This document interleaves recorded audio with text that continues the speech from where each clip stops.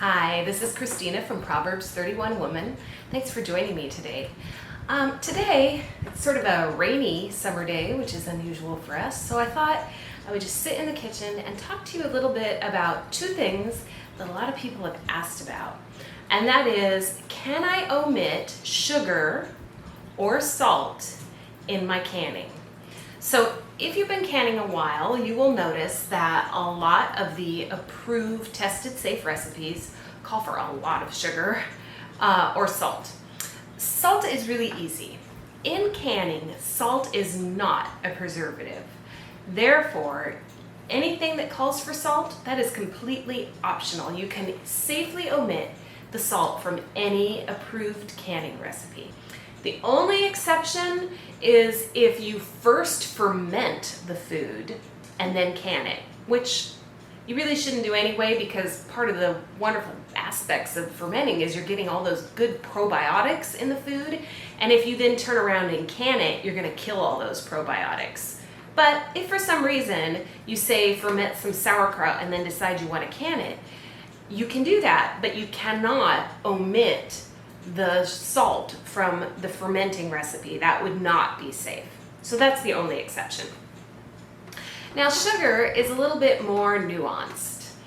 A lot of the approved canning recipes call for a lot of sugar. And probably most of us at this point know that sugar is really not great for us. You know, it causes inflammation in the body, it's hard on our liver and kidneys. It makes you feel hungry even when you normally wouldn't be. It can cause gout. Now they're saying it really isn't fat that's causing heart disease, it's sugar in particular, and maybe carbs as well, which turn to sugar in your body. It causes depression. It can, we think, cause brain problems like Alzheimer's. Now they're saying is related to kind of like diabetes, you know, sugar and carbs are causing this problem. And of course, it can cause metabolic disease, which is very common here in the United States, and unfortunately, diabetes. So there are lots of good reasons to avoid sugar. So what does sugar do in canning? Is it a preservative? Yes and no.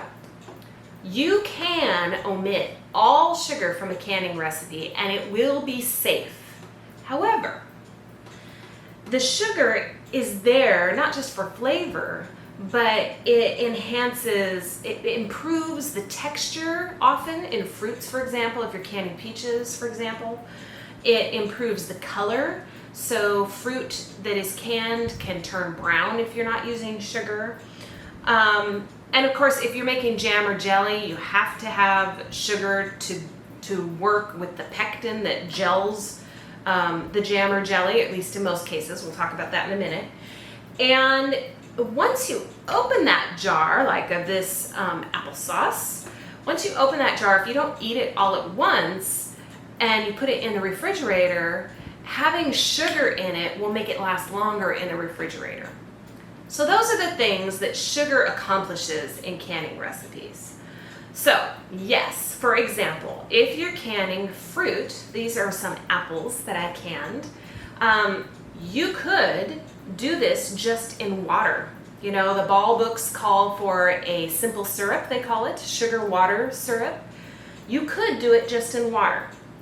Some people don't have any problem doing that at all. But what you'll find is that the flavor is going to be different. It may even taste bland.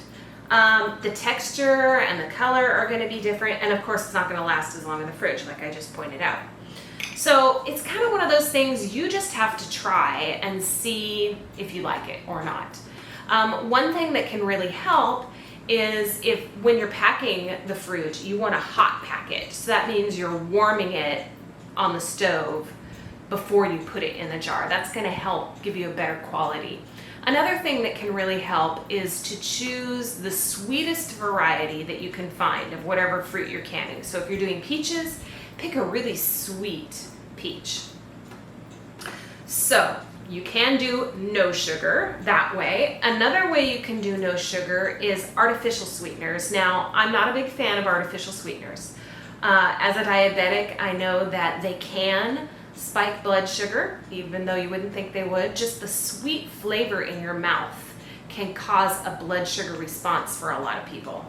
I'm also concerned about them just not being healthy for our bodies. So, but you can do your research and decide what you want to do with your body, right? So we do know, however, not all the artificial sweeteners unfortunately have been tested for canning, but we do know that aspartame and saccharin are both a no for canning. They break down in the heat of the canning process and they can make the food bitter, and I always kind of wonder, you know, what's it doing to our bodies then once it's heated to that degree?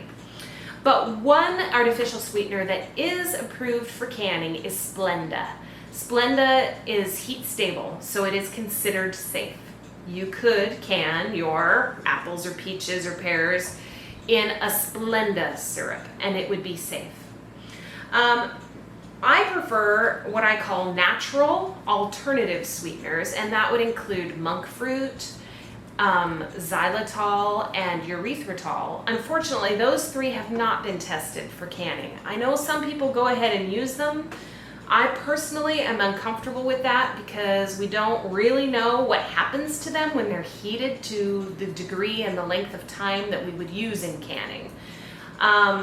But one natural alternative sweetener that has been tested is stevia. So as long as you don't have a problem with stevia, which I unfortunately have like an allergy, it's called an intolerance really to it, so I can't do that.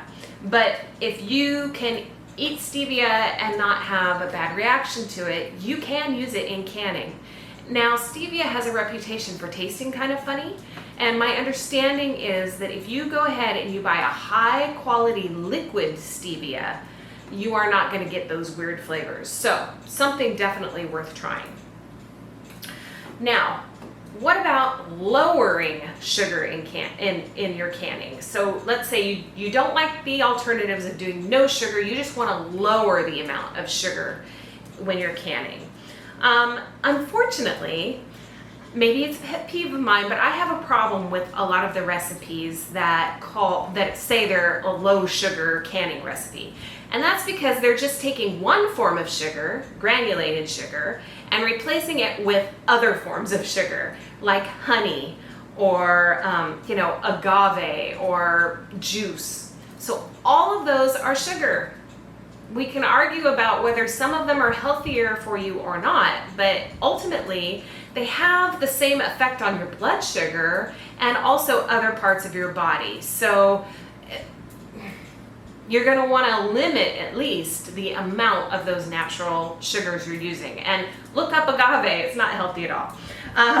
But let's just say you're going to go low sugar. So I would recommend two things. One is a common recommendation, which is to use grape juice. So you're canning peaches, instead of using a simple syrup, you're going to use grape juice. I've not tried it myself, but apparently it does not give a strong grape juice flavor. It's going to be a white grape juice, not a purple grape juice. The other thing, which I think is better, even though it does use more of your fruit that you're trying to can, is something I learned about by reading World War II canning books. Of course, during World War II, there was sugar rationing. And so what was recommended was that you take some of the fruit that you were canning, preferably the most ripe of it, and you cook it down in a saucepan. So you would mash it and just simmer it lightly. And once you had got all the juice out of that fruit, you would strain it to get out the pulp or the meat of the fruit. And you would use that juice, perhaps watered down, perhaps not, to can your fruit. So this is still adding sugar, right? You're putting concentrated sugar into whatever you're canning. But to me, it seems like a more natural alternative and definitely a worthwhile pursuit. Something else I want to bring up here, since we're talking about canning fruit. Often when we're canning fruit, recipes call for a fruit freshener. That is a product that will prevent browning. Okay, it's mostly about looks. I suppose it does preserve some of the nutrients in the food as well. But I want you to know that if you buy like a store-bought product made by, say, Mrs. Wages or Ball, those all contain sugar. It's just hidden under a funny name. In fact, I have a blog post about the hidden names that sugar hides under in products, and I'll put a link to it in the description. So I believe that they both have dextrose in them, which is sugar. So if you're trying to avoid sugar or reduce sugar, don't use those products. Go ahead and use citric acid, which unfortunately can be a GMO product, or perhaps better yet, just go ahead and use lemon juice. Your Ball canning book should explain how to use lemon juice to prevent browning in fruit. Now I want to talk about jams and jellies. So I already mentioned that most of the pectin that you would buy at the store only works if you add sugar to it, and a lot of sugar. If you try to reduce it, it's not going to work. You're going to end up with syrup instead of a jam or jelly. So there are a couple of ways that you can prevent that. One is to make your own pectin, which I have a blog post about that I'll link to in the description. You would be making that usually from tart apples. And you know, it takes a little experimentation to learn how to use that kind of pectin. An easier solution for most people would be to use Pomona's pectin. Again, I want to point out that most of the low sugar or even no sugar pectins that you will see typically on the market, made by Ball and other people, really aren't. They either have sugar in them, or they tell you to add, say, fruit juice, apple juice, grape juice, something along those lines. Again, that's sugar. But Pomona's works differently. It does not require any sugar at all. So you could potentially use an alternative sweetener to make your jam or jelly, or no sweetener at all, and you will still get a nice gel on your jam. Now, I am seeing Pomona's increasingly in stores that carry canning supplies, but you can also buy it at Amazon, and I'll put a link to that in the description. The other method that I like is the cook down method. So it's kind of the original method for making jams and jellies. It does taste a little bit different. Some people say it just tastes more cooked. Fair enough. But my family likes it, so it's worth trying. I do have a video that talks about this a little bit. But the basic premise is you're gonna take your fruit and you're just gonna take quite a while and just stir and cook it down until it gels. Now, if it is a fruit that is naturally high in pectin, you do not have to add any additional pectin. For example, this is wild blackberry jam. And so I didn't have to add any pectin at all to it. I did add a small amount of sugar, but not a huge amount. Well, I'll talk more about that towards the end of the video. Now, if you're doing something that isn't high in pectin, you're going to either have to add your homemade pectin, or you're going to have to add a little bit of fruit that has pectin in it. So fruits that are higher pectin include tart apples, tart only, not sweet, tart blackberries, lemons and limes, currants, plums, but not the Italian type, but other types of plums, and sour grapes. So again, this is a little bit of experimentation. You're going to put a little bit of that in with your sweeter fruit and cook it down and see if it gels. So you're going to want to learn how to do the gel test, which any canning book should explain how to do. So it's not as simple as store-bought pectin, but it certainly works. It's a little more self-sufficient too, right? You don't have to go to the store and buy pectin. Finally, I just want to talk a little bit about what I do in my family. So as some of you may know, especially because I've done a video about it, I am a type 2 diabetic, and I control my diabetes to the point where I have normal blood sugar. It always shocks doctors how good it is. It's usually better than the doctor's blood sugar. By eating therapeutic keto. So that means that I don't eat, for example, canned apples or canned fruit.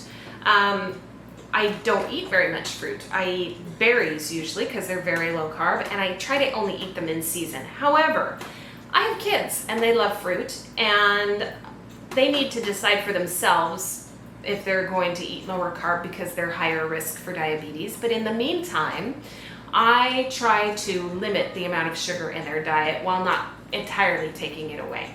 So what I choose to do, I'm not a big fan of the water. I'm not a fan of the sweeteners, the alternative sweeteners that you can use. I'm not a fan of putting fruit juice in there. As I've said, to me that's just more sugar.